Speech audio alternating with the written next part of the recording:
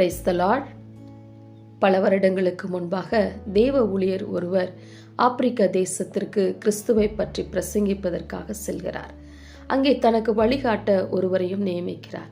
பெரிய பாதைகளிலிருந்து விலகி காடுகள் வழியாக அந்த வழிகாட்டி அவரை அழைத்து செல்கிறார். வர வர வழி குறுகி காடுகள் அடர்த்தியான போது தான் போக வேண்டிய ஊருக்கு இது சரியான வழியா என்று ஒரு சந்தேகம் வந்தபோது அந்த வழிகாட்டியிடம் கேட்டார். அவரோ புன்முறுவலுடன் அவரை பார்த்து, ஐயா, இந்த வனாந்தரத்தில் நானே உங்களுடைய வழி, வாருங்கள் என்றார். அவருடைய பயமும் சந்தேகமும் நீங்கிற்று.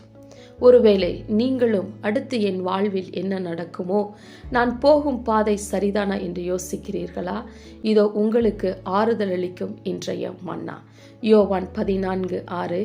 அதற்கு இயேசு, நானே வழியும் சத்தியமும் ஜீவனுமாய் இருக்கிறேன்.